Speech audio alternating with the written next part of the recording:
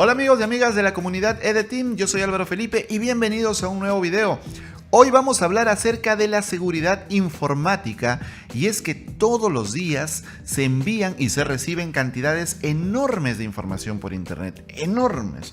Entonces, ¿cómo estamos seguros de que esa información no cae en manos equivocadas?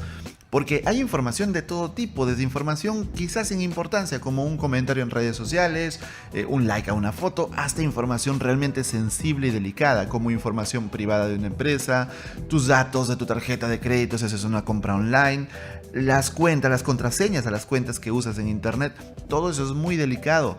¿Cómo podemos estar seguros de que nadie intercepte esa información en el camino? Seguramente tú te preguntarás, pero ¿se puede interceptar? ¿Puede haber una persona en el medio atrapando esa información si viaja por internet, por cables, ¿no? En realidad sí se puede. Y para explicártelo te voy a poner un sencillo ejemplo. Cuando yo era niño, en los tiempos muy antiguos, no soy anciano, pero la tecnología avanza tan rápido que uno a veces se siente como tal. Mira, te contaré que en mis tiempos se enviaban cartas en papel. En papel, escribías en un papel, lo metías a un sobre, ibas a la oficina de correos, ponías la dirección y el destinatario y pagabas un dinero para que envíen esa carta. Por ejemplo, los programas de televisión, los programas para niños que había concursos y sorteaban cosas, tenías que enviar una carta. Me acuerdo muy claro de todo eso. Entonces tenían unas ánforas donde estaban las cartas y cuando eran muchas cartas era como una montaña de cartas en las que se sumergían. Una locura. Y mira, he vivido eso. Entonces, ¿qué pasa? ¿A qué quiero llegar? A que esas cartas físicas había un cartero, ¿no? Un Jaimito el cartero que llevaba las cartas a su destino. Evidentemente, en el camino pueden pasar muchas cosas. Se le pueden extraviar las cartas al cartero, el cartero puede tener un accidente, pueden asaltarlo y robarle, tal vez porque saben que lleva información importante, alguien podría sobornarlo y el cartero entregarle información. No sé, a lo que quiero llegar es que hay muchas posibilidades que pueden ocurrir en el camino. De la misma manera es en internet. ¿Sí? Es más tecnológico, más técnico, pero el concepto es el mismo. Así que se han inventado varias formas de proteger la información desde la antigüedad hasta nuestros tiempos y vamos a revisar un poco de qué se trata todo esto. Antes de continuar, quiero invitarte a conocer EDEteam porque si tú eres de las personas que se preocupa por su futuro, EDEteam es el lugar para ti porque en EDEteam te ayudamos a alcanzar tus sueños enseñándote a programar, a diseñar o incluso a crear tu propia empresa. Entra a ed.team para que comiences a estudiar gratis hoy mismo. Dicha la publicidad, continuemos con el tema de hoy, la privacidad. ¿A quién le gusta que espíen sus secretos? No, a nadie. Todos tenemos secretos. Es parte de nuestra naturaleza, es normal. No andaríamos desnudos por la calle, ¿cierto? De la misma manera nos sentimos desnudos si sentimos que alguien ha capturado nuestra información. Entonces, la ciencia, la disciplina que se encarga de proteger la información para que solamente las personas autorizadas puedan leerla y acceder a ella, se llama criptografía. La criptografía se encarga de que no haya espías, no haya esa gente ahí metiendo los ojos en lo que no debe. Pero ¿cómo funciona la criptografía? Básicamente creando convenciones entre ciertas personas para que ellos puedan descifrar los mensajes. Te pongo un ejemplo muy sencillo. Cuando yo estaba en el colegio y nos mandábamos la respuesta de los exámenes, solíamos poner la mano en la mejilla así, pero con los dedos indicar la pregunta que estábamos pidiendo, ¿no? 1, 2, 3 y también la respuesta que podía ser A, B, C. El profesor no sabía esa convención, solamente la sabíamos nosotros. Ese es un ejemplo muy sencillo de criptografía. Solamente quienes conocen esa clave secreta, esa convención, pueden descifrar el mensaje. Ahora, una de las convenciones más clásicas es el llamado cifrado César porque supuestamente la usó Julio César en las guerras en el Imperio Romano. No está demostrado, pero bueno, históricamente se le llama así. Es la forma más sencilla de criptografía y consiste simplemente en mover las letras del alfabeto para que una letra se transforme en otra. Por ejemplo, mira esa figura. Ahí hemos movido 3 posiciones las letras, fíjate. Ahora la A está en la posición de la D. Digamos que la azul es el texto original, el alfabeto original, y el amarillo es el alfabeto como va a quedar después de la criptografía, después de encriptar el mensaje. Entonces fíjate cómo la A se transforma en X, la B se transforma en Y, la C se transforma en Z y así sucesivamente podemos ver las transformaciones. Las letras a las que les he puesto un cuadro son las que forman la frase Hola Mundo. Así que la frase Hola Mundo quedaría transformada en Elixhercal, algo así. Entonces alguien captura el mensaje y ve Elixhercal y no entiende, dice ¿qué es esto? Pero el que sabe que tiene que mover 3 posiciones las letras, fácilmente lo interpreta y dice, ok, la E tengo que moverla 3 posiciones, F, G, H, ok, es H. La L tengo que moverla 3 posiciones, M, N, O, ok, es O. Y así puede seguir y descifra el mensaje. Es un proceso lento y tedioso, pero es una forma de proteger la información. A esta forma de proteger la información se le llama cifrado simétrico. ¿Por qué simétrico? Porque la misma clave que se usa para cifrar el mensaje se usa para descifrarlo, la misma. Entonces, el emisor y el receptor deben compartir la misma clave, pero tiene un gravísimo problema. Si alguien se entera de esa clave, puede descifrar todos los mensajes. Pero aún así ha sido el sistema usado por muchos siglos en la historia, siempre lo iban mejorando. La mayor mejora que se le hizo fue hacer cifrados polialfabéticos, lo que significa que no solamente la A va a ser H, la B va a ser J y no sé qué, sino que habían varios alfabetos. Entonces la A podía ser H, pero la siguiente A en el texto podía ser, digamos, X. Y la siguiente A podía ser L, por ejemplo. Entonces teníamos varios alfabetos. La cosa se complicaba más, pero aún así, durante la historia siempre se han buscado mejores formas de cifrar y obviamente formas de romper ese cifrado. Tal vez la forma más clásica de cifrar con este cifrado simétrico fue la máquina Enigma que usaron los españoles en la Segunda Guerra Mundial para enviarse tácticas de guerra y los ataques, informes del tiempo, etc. Esa máquina era muy compleja para sus tiempos, muy compleja. Era medio mecánica y medio eléctrica. Entonces, a través de unos rotores, de unos rodillos y unos cables podía generar muchísimas combinaciones y era polialfabético, podía tener hasta 150.000 alfabetos, puedes creerlo. Entonces eran millones de combinaciones posibles y para hacerlo más difícil todavía, cada día ellos cambiaban la configuración de la máquina. La clave de cifrado era la configuración, donde ponía los rodillos, donde ponía los cables. Esa era la clave de configuración para descifrar el mensaje. Y se llevaba a cada base un libro mensual con las instrucciones de configuración de la máquina Enigma. Entonces era muy difícil descifrarlo. Y tú te preguntarás, como yo también me lo pregunté, ¿y por qué no van y capturan el libro si lo envían cada mes? Bueno, para empezar, no es fácil, ¿no? Tiene muchísima protección el libro y pues no se sabe por dónde va a ir, mientras que las señales de radio por las que se comunican son muy fáciles de interceptar. Esa es la diferencia. Pero aún con toda esa complejidad, la máquina Enigma fue descifrada por Alan Turing. Ya sé que él no es Alan Turing, él es Doctor Strange, pero también apareció en una película recreando a Alan Turing con todo este proceso que hicieron para descifrar el código Enigma, con una máquina gigantesca que logró hacer el proceso inverso y descifrar los mensajes de Enigma. Y se dice que gracias a Alan Turing la guerra terminó 2 años antes y se salvaron miles de vidas. Es decir, este hombre fue un héroe de guerra. Sin haber peleado en combate, fue un héroe de guerra, a pesar de que la sociedad lo trató terriblemente mal. Ese es tema para otro video, pero es muy interesante. Y aún estamos en una época de computación muy básica. No era la computación actual, era una computación electromecánica. Había cables, había interruptores, enchufes, cosas, palancas que mover, tubos que mover, ¿no? Engranajes que mover.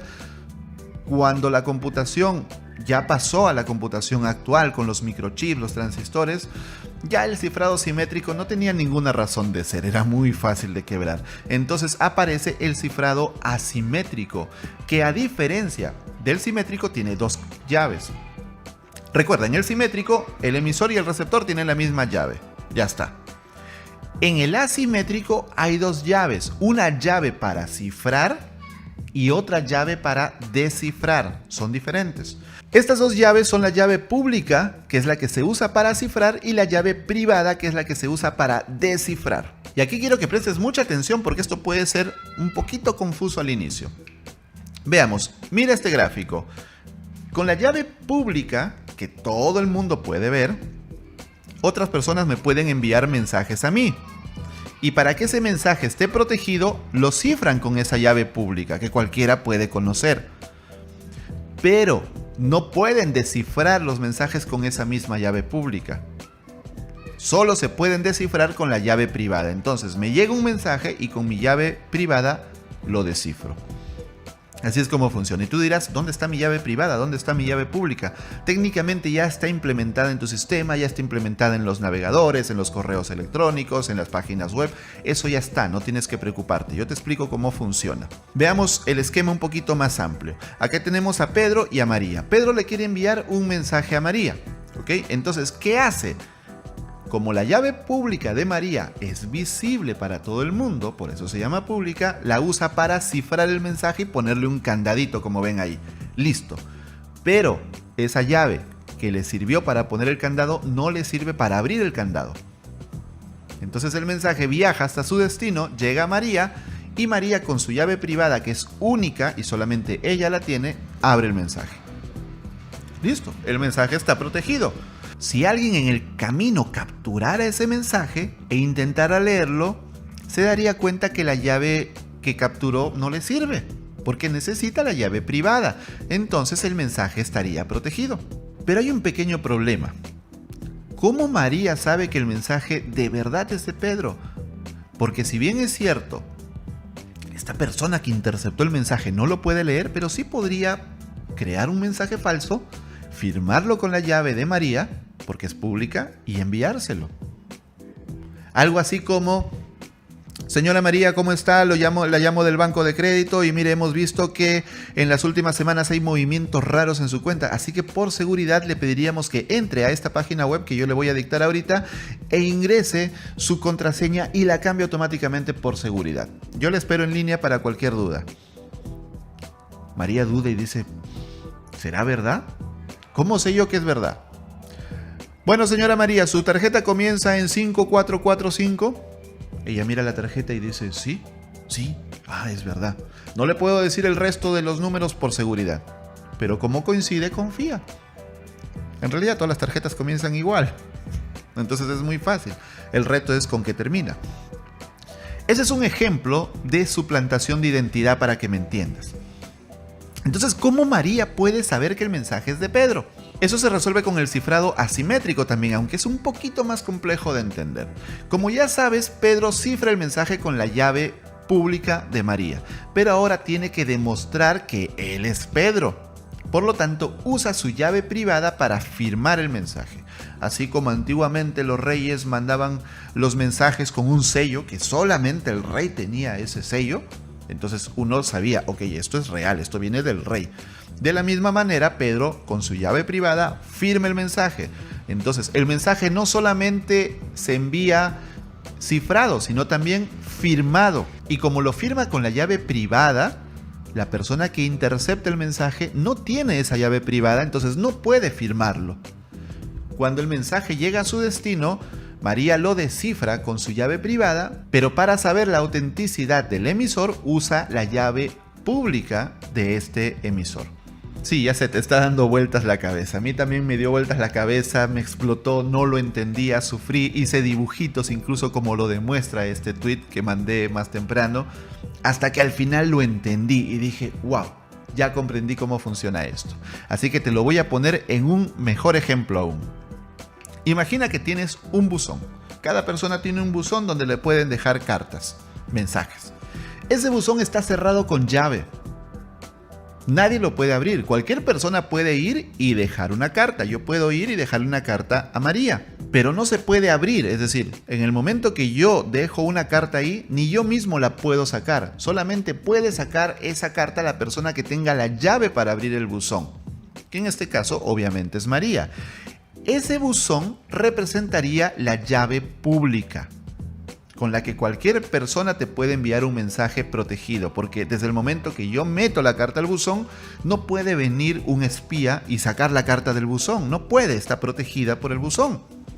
Entonces llega María, usa su llave privada para abrir el candado y abrir el buzón y puede leer el mensaje. Entonces, buzón, llave pública. Cualquiera te puede dar un mensaje y está protegido por el buzón que está cerrado. La llavecita del buzón es la llave privada con la cual yo puedo abrir el buzón y ver los mensajes que han llegado. ¿Y cómo explicamos el tema de la identidad? De la siguiente manera, fíjate. Imagínate que ya no es un buzón donde tú vas y pones una carta, sino que son un grupo de buzones, uno para cada persona, y hay un guardia de seguridad en la puerta que te dice identifícate. Señor, yo vengo a dejarle un mensaje a María. No, señor, usted se identifica y después que se identifique, yo le dejo enviar el mensaje. Ok, entonces saco mi documento de identidad, mi huella digital, las cosas que el guardia me pida. El guardia se da cuenta y dice, si eres Pedro. Entonces el guardia firma, no firma Pedro, el guardia firma y dice, carta enviada por Pedro. Yo garantizo que es de Pedro. Y el guardia va y pone la carta en el buzón de María, que está por ahí, no sé si lo alcances a ver, en todos esos buzones. Ese guardia de seguridad es la entidad certificadora. La entidad certificadora firma los mensajes y dice, este mensaje realmente es de tal persona. Vas a ver eso en los correos electrónicos cuando le das a ver más y te sale por quién ha sido firmado, o también lo puedes ver en las páginas web. Por ejemplo, si vas a ed.team, a nuestra página web, por cierto, entra para que empieces a estudiar hoy mismo, vas a ver un candadito al lado. Ese candadito significa que la conexión es segura por HTTPS. El S significa seguro. Y es cifrado asimétrico. Ahora bien, si tú entras a una página y no tiene el candadito, cuidado. Si solamente vas a leer algo, quizás no haya mucho problema. Pero si vas a hacer alguna transacción, vas a introducir un usuario y contraseña, sí, no te recomendaría ir por ese camino porque la conexión no va cifrada. Si tú pulsas en ese candadito, lo que vas a ver es lo siguiente. Te va a decir, la conexión es segura. Tu información, por ejemplo, las contraseñas o los números de las tarjetas de crédito, es privada cuando se envía a este sitio web. Fantástico, entrar a ed.team es completamente seguro. Pero abajo, donde está ese cuadro rojo, te dice certificado válido. ¿Certificado? ¿Qué es el certificado? Recuerda, hay un guardia de seguridad que se encarga de firmar y de decir, tú eres ed.team. Yo garantizo que tú eres ed.team y que no eres alguien que está suplantando tu identidad. Muy bien, y si tú pulsaras, lo puedes hacer, esto es público, puedes ir a la web de ed.team y hacer este proceso. Si tú pulsaras en certificado, lo que vas a ver es lo siguiente.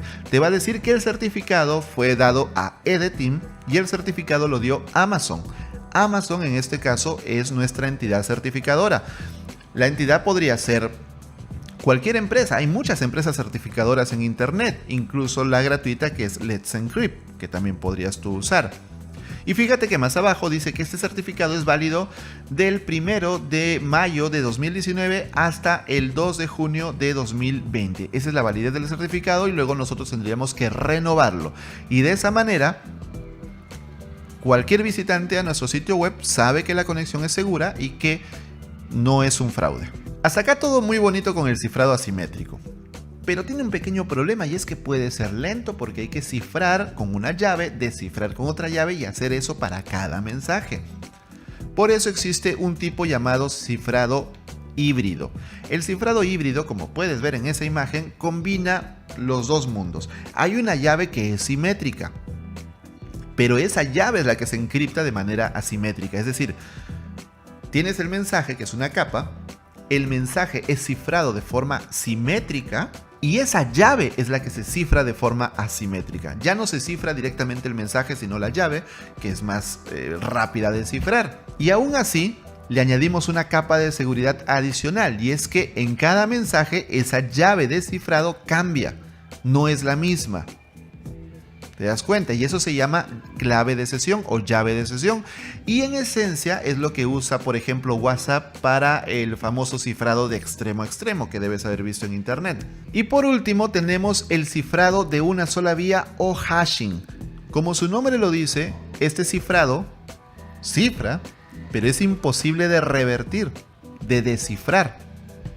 Seguramente te preguntarás, ¿por qué alguien quisiera usar un cifrado que no se puede descifrar? No tiene ningún sentido para mí. En realidad sí lo tiene. Y es cuando queremos almacenar información privada que no queremos que nadie pueda leer. Ejemplo, contraseñas. Cuando un usuario pone su contraseña en un sitio web, por ejemplo en EDTeam, no te sentirías muy bien si supieras que esa contraseña está almacenada tal cual en base de datos y los empleados de la compañía pueden leer tu contraseña, entrar a tu cuenta y revisar tu información. No te gustaría.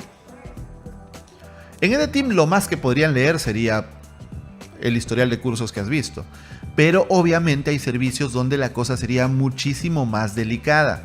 Y aún así hay empresas que guardan las contraseñas en texto plano. Se han visto muchísimos casos, muchísimos escándalos de malas prácticas. ¿Cómo funciona el cifrado de una sola vía o hashing? De la siguiente manera: cada información que quieras guardar y que nadie pueda descifrar pasa por un proceso llamado hashing. El hashing obtiene un hash. El hash, de ahí viene hashing obviamente, es una cadena de caracteres, como tú ves en esa imagen, originada a partir de una función. Esa función se llama función hash. Esa cadena de caracteres es la que se guarda en base de datos, no se guarda la contraseña. Entonces, cuando viene un usuario y pone su contraseña, entra a EDTeam, usuario, y pone su contraseña, ¿qué sucede? Sucede que esa contraseña es enviada con el mismo proceso de hashing y se compara ese hash con el hash que está en base de datos. Nunca se compara, o bueno, nunca se debería comparar la contraseña real con la contraseña real guardada en base de datos. Jamás, sino con el hash. Por eso, cuando un usuario no sabe su contraseña, tiene que hacer un proceso de recuperar la contraseña porque ni siquiera la compañía lo sabe. Si en algún caso te dicen recuperar contraseña y te envían un correo con tu contraseña, mucho cuidado, la están guardando en texto plano y tu seguridad podría estar comprometida. Ahora, ¿cómo se genera ese hash? Existen algoritmos, tal vez los más conocidos, el MD5 o el SHA-1 o SHA-1. Sin embargo, estos algoritmos que en su tiempo fueron bastante utilizados no son nada recomendables hoy en día porque todo algoritmo con el tiempo se le hacen pruebas, intentan romperlos hasta que terminan rompiéndolos. Tú dirás, Álvaro, te estás contradiciendo. Estás diciendo que es indescifrable, que se cifra pero no se puede descifrar. Entonces, ¿cómo van a ser algoritmos que se han roto? No tiene sentido. Pues sí, es verdad. Sin embargo, existen bases de datos o bibliotecas de hash. Por ejemplo, ya sabemos cuál es el hash para la palabra hola, de tanto que se ha usado. Ya sabemos cuál es el hash para la palabra mundo. Hay bibliotecas de todo eso, entonces es fácil hacer una comparación y poder volver atrás. Por eso no se recomienda. Los algoritmos que podrías usar ahora son SHA-2, SHA-3 o Bcrypt, que es el que usamos en EDTeam, o bueno, el que implementa el tío Alexis, porque según lo que él me contó, Bcrypt lo que hace es que genera un hash diferente en cada oportunidad. No es el mismo hash, lo que lo hace muchísimo más seguro. Y de esa manera en EDTeam todas tus contraseñas están bien guardadas y seguras y no va a pasar nada. ¿Qué te pareció esta explicación del cifrado de la información? Estoy seguro que te daba vueltas en la cabeza y que no lo lograbas entender hasta este video. Así que te pido que compartas este video y digas, oye, si nunca has entendido el cifrado de la información, este es el mejor video que te lo explica en español. Y además te invito a conocernos en ed.team. Si eres de las personas que planifica su futuro porque quiere alcanzar sus metas, EDTeam te ayuda a alcanzar tus sueños enseñándote programación, diseño y también a crear tu propia empresa. Si este video te gustó, si este video te enseñó las cosas de una manera que nunca nadie jamás te las había enseñado, imagínate cómo será estudiar en la plataforma EDTeam. Te invito a ed.team porque tu futuro te está esperando. Yo soy Álvaro Felipe, espero de corazón que este video te haya gustado y nos vemos en un nuevo video. Hasta la próxima, chao.